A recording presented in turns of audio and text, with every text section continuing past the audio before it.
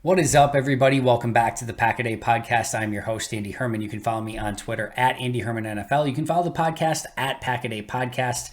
Thank you so much for joining me today. We are going to be discussing Session 8 of the Packers training camp. It was a fun practice. It was pretty competitive back and forth. I think the defense probably got the better of the offense on the vast majority of the day, but some really fun battles. And let's just jump in right away, go over all the key takeaways, notes, etc. And I want to start with the player who I thought was player of the day, and that was Adrian Amos.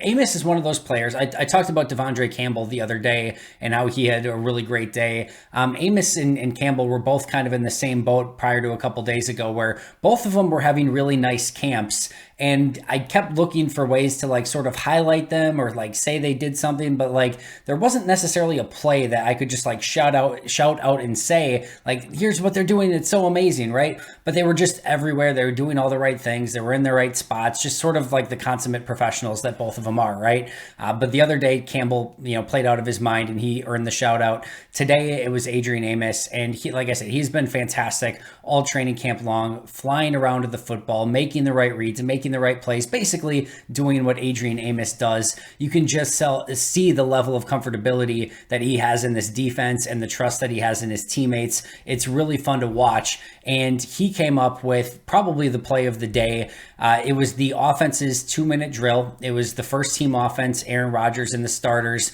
versus the full first team defense. And the offense had worked their way down into probably the red zone, again, probably even closer than that. I think it was around like the 14-yard line. And remember back a few days ago when the offense had the ball in the red zone and Darnell Savage had the diving incompletion, pass breakup for an incompletion. And then the next play, Adrian Amos had the pass breakup, but had the opportunity to come up with the interception to quote unquote win the session. But he couldn't hang on to the football, and the offense was technically able to win with a field goal in that session based on the score that they set up at the beginning of that drive. So had Amos hung on to the ball, they would have got a win. He didn't, and therefore the offense did. On this day, Amos did come up with the interception, did get the win for the defense. There was about 14 seconds left, again, ball on the 14-yard line, and Rodgers tried to thread a ball into Josiah DeGuara, who was trying to make a leaping reception on the play, but Amos came right in front of it. I don't know that Rodgers ever saw Amos, and he did not drop it this time, came up with the big pick. And quite honestly, up until that point, I had Aaron Rodgers kind of penciled in as one of my players of the day. He was dealing throughout the course of the day, and it looked like he was about to cap off another 2-minute drive with a potential touchdown. But like I said, Amos was having none of it, and he picked off that pass. That was far from the only good play he had. He had another play in coverage where the Packers were trying to hit Romeo Dobbs on a deep post, and both players went aggressively for the ball. Amos had just as much right as Dobbs did, and Amos jumped in front, knocked the ball away. There was a pretty good collision at the point of attack. It wasn't like Amos was trying to hit Dobbs. It was just they were both going for the football and collided, and Dobbs ends up on the ground. Ball falls incomplete. Amos did the good teammate thing and picked up his guy afterwards, but overall it was another really good pass breakup on the play by Adrian Amos. Then he had a thud on Aaron Jones in the team drills on a run inside where he filled the gap quickly. And again, there was a little bit of a thud there, not a tackle, not anything aggressive like cheap, dirty, anything like that, but a good solid thud just to let Aaron Jones know that, hey, I'm filling that run lane and you're going to feel it just a little bit. You're going to know that I'm there. But Amos was all over the place. He has been all training camp long and was more than deserving of player of the day, especially with his big pick in the end zone. I expect big things from Adrian Amos this season. And like I said earlier, you can just tell his level of comfortability with this defense right now.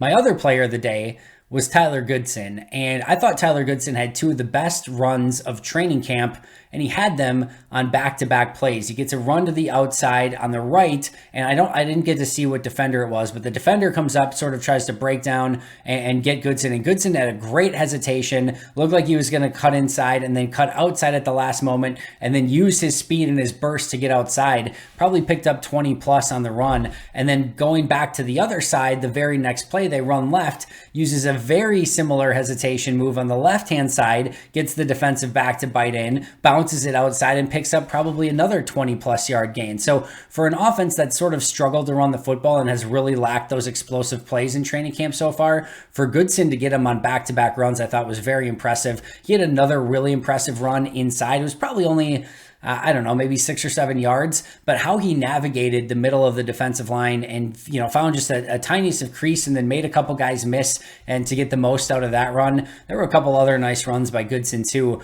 You can just tell his vision. He's got one cut. He's got that hesitation move on the outside that he's beating people with. His acceleration is fantastic. He can catch the ball clean out of the backfield. He is very much challenging, in my opinion, for that number 3 spot. Like Justice and I talked about yesterday, that's Kylan Hill's spot when he comes back. I don't think any of these guys are challenging for that, but Goodson is putting a really solid performance out on tape for either the Packers or maybe eventually, if he has a really strong preseason, for other teams to potentially claim him. But I don't know what more you could ask out of Tyler Goodson at this point from where he's at. I haven't had a great chance to see him in pass protection. I think that's definitely going to be something that's going to be a question mark for Goodson. I can't tell you if it's good, bad, ugly, or indifferent because I haven't seen it yet. It's definitely something that I want to keep an eye out for. But if he can't pass protect, that is going to be a big knock against him. If he can, then I don't know what else you want from the guy because he can catch clean. He's running really well. He's got great speed, great athleticism, and I think he could potentially be used on potentially some kick returns as well. So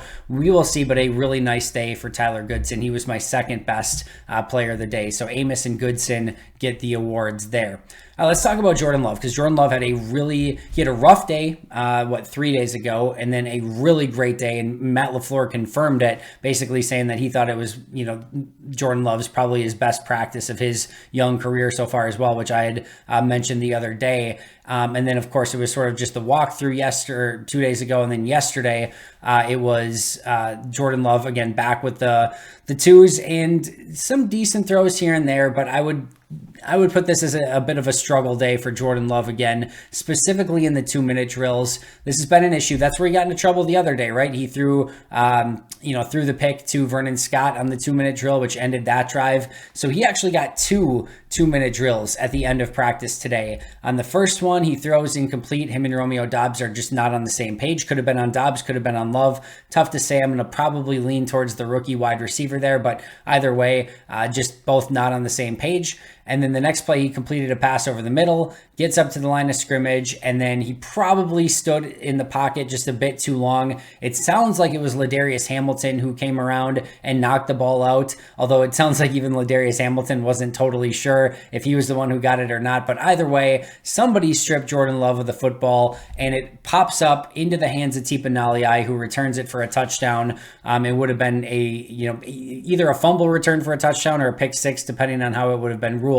But another huge play for the defense and getting off the field. And then, like I mentioned, Jordan Love gets another shot at it, and he comes back, and on one of the plays, he's got Samori Toure coming deep down the center of the field. And I think if he lays it out there well, Toure might be gone. He may have scored on the play, but Love undercooks it. Not only was it not a touchdown, should have been an interception. Innis Gaines cuts it off and had both hands on the ball. Like I said, probably should have been picked. Unfortunately for Gaines, he drops it, but it would have been close, but I think Toure had enough of a step where if Love hits him in stride deep down the middle of the field, he might still be running into the end zone. So that is a one that Love would love to have back. Even after that, he had the ability to sort of continue the drive because Gaines dropped it and wasn't able to do anything. It ended up on an incompletion and a turnover on down. So 3 2-minute drives, one with the ones, which Amos picks off Rodgers.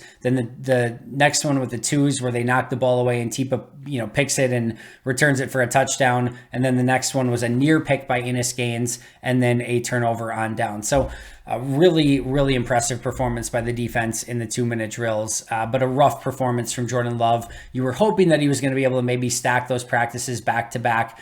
He couldn't necessarily do that, although he did end the day. We talked the other day about that, touchdown to Romeo Dobbs in the back of the end zone where he threw a perfect ball that only Dobbs could come down with in the back corner of the end zone, and Dobbs made the great leaping catch. He threw that same pass in the rookie/younger guy session of practice. He threw that same pass to Ishmael Hyman, and Hyman came down with the ball 2 feet in. Really great play by Hyman. Hyman is a very interesting player. He's like making like multiple catches every single game, finding ways to get open, coming down with some tough catches. He's had a couple that he sort of bobbled at the point of attack, and they were all difficult catches. It wasn't anything like an easy catch, but he's almost come down with some really spectacular catches.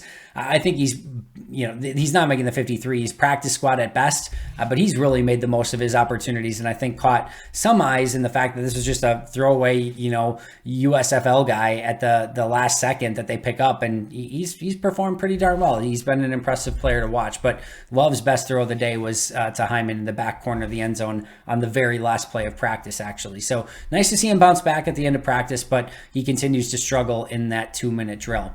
All right, players who missed practice. It's the same group of 10 that missed practice on Wednesday. It's Patrick Taylor, Osiris Mitchell, Mason Crosby, Elton Jenkins, David Bakhtiari, Keyshawn Nixon, Robert Tunyon, Kylan Hill, Malik Taylor, and Christian Watson. So those were the 10 who were not practicing. We've been talking about the starting offensive line pretty much every single day. On Thursday, it was Yash, John Runyon Jr., Josh Myers, Royce Newman, and Zach Tom back at right tackle. So we've seen Tom at right tackle a couple times now. We'll see if that continues to be the case. The number 2 offensive line was Cole Van Lanen, Michael Manette, Jake Hansen, Sean Ryan, and Caleb Jones. Caleb Jones gets that call with the number 2 offensive line at right tackle. We had some fun one-on-ones with both the offensive line versus defensive line and wide receiver versus corner. I went down and watched the wide receivers versus the corners. There were a lot of really fun matchups. I'm going to highlight 4 of them in particular. KB and Ento and Juwan Winfrey definitely had some hand fighting. Maybe could have been a hold on Ento with like sort of holding Winfrey's hands, but it really looked like they were going back and forth. There was no flag thrown on the play, but Ento ran the route right with Juwan Winfrey, high pointed the ball, made the interception. Really gorgeous play by KB and Ento. Another one, Aaron Rodgers just talked about Rasul Douglas and said he reminded him of Charles Woodson. Well, it didn't take long to sort of pay off that comparison because one-on-ones, Randall Cobb tries to do an out route. Douglas reads it perfectly, jumps it perfectly, gets the pick, and it would have been a, quote unquote pick 6 as much as you can have in one-on-ones. But beautiful read, beautiful jump, beautiful catch by Rasul Douglas for a interception. Again, one-on-ones versus Randall Cobb. And then Sammy Watkins had a very nice route versus Shamar Jean-Charles, beat him clean, had him, wide open deep. And then I don't know what quarterback it was, but hit him in stride for a would-be touchdown. So really big play for Sammy Watkins there. And then the last one, they then went down into the sort of red zone and did red zone one-on-ones. And a player who's had a couple really, really nice crisp routes in some one-on-ones the last few days has been Sal Cannella, the tight end. I don't know. I haven't been able to see him as a blocker so far. He definitely looks undersized. Like the difference between Osiris Mitchell at wide receiver, big physical wide receiver, Alan Lazard, bigger wide receiver, and Sal Cannella at tight end is very, very minimal. So I have some concerns as to whether or not he can be a legitimate blocker at tight end in the league. But man, he can run some freaking routes, and he stopped on a dime on a couple different plays and had some safeties really twirled around. On this day, he had Sean Davis completely fooled on a route, ended up, well open and, catches the touchdown pass in the end zone. So I think he's a really good candidate for the practice squad. He's been pretty impressive so far. Like I said, blocking is going to be a huge part of it, and I just haven't had the opportunity to see him blocking yet. But as a pure wide receiver, or as a pure receiver, I should say, and just some of his route running ability has been pretty darn impressive. Again, for a guy they picked up very late in the process, I've been pleasantly surprised with what he's been able to do as a route runner. Talked the other day about Devondre Campbell. He made another really great play on a toss play or stretch play to the outside, I should say, just getting sideline to sideline on an A.J. Dillon run. And that has been a constant in camp. It's just been good luck getting your running backs to the outside on stretch plays or toss plays, because guess what? Quay Walker and Devondre Campbell have been there time after time after time after time. Their speed at linebacker, their sideline to sideline speed is showing up over and over again. And it's just shutting off angles, right? You go back to the days, and this is no disrespect to these players, but the Jake Ryans, the Blake Martinez's, some of these guys that just didn't have the ability to get sideline to sideline. And even Chris Barnes, he was a good linebacker and came out of nowhere, undrafted guy. And I love him as a number 3 linebacker for the Packers, but man, they just didn't have the foot speed to make some of these sideline to sideline plays. And now you've got 2 guys in Devondre Campbell and Quay Walker that have that. And it's just changing everything defensively. It's just setting up the chessboard differently and making things that other teams are going to want to accomplish, not worth it because those linebackers are just going to be there waiting for them because of their speed. So that has been one of the really fun aspects to watch on the defense so far in training camp, has just been the speed at inside linebacker, and Campbell and Quay just flying around, getting to the sideline, making plays, making stops, and making things very difficult for the offense. Throw of the day was from Aaron Rodgers. Surprise, surprise. But this was a great play. He gets pressured right up the middle, and he fades away. And as he's fading away, he sees Tyler Davis streaking down the sideline. He had a couple steps on Rasul Douglas on the play. But even with pressure in his face, even fading away, lofts the ball up, drops it right on Tyler Davis, who makes the catch in stride, is able to continue upfield. Would have been a huge play. Great job on Tyler Davis of getting separation, completing the catch. But Rodgers, under pressure, under duress, fading away, just drops it right in the bucket for Tyler Davis, makes it as easy as possible. Nice play by both of them. And like I said, that was probably the offensive player of the day. Let's talk a little bit about everyone's favorite player right now, Romeo Dobbs. He came up with a couple ridiculous catches again in tight contested situations. No like 80-yard bombs, no like spectacular plays, but just plays that were not easy in one-on-ones against Eric Stokes. Stokes is all over him. I think illegal all over, not illegal, legally all over him, but like great coverage, and somehow Dobbs still comes up with the ball. There's a crosser over the middle of the field that basically gets thrown to Isaiah McDuffie, and somehow Romeo Dobbs comes up with the ball, comes up with a slant in the young player / rookie drills. Like, he just continues to come up with catches, even on plays where it looks like he doesn't have much chance of making the catch. He just comes up with it. He just day after day after day, he's consistent. I think one of the things that we haven't talked enough about Romeo Dobbs is I think he has a real legitimate chance to win the number one punt returner job. Looks very clean catching the football. I know I mentioned the other day he had 3 balls during punt returns that hit the ground. That was the Jugs machine day where LaFleur is like, nobody could catch it. And then we talked about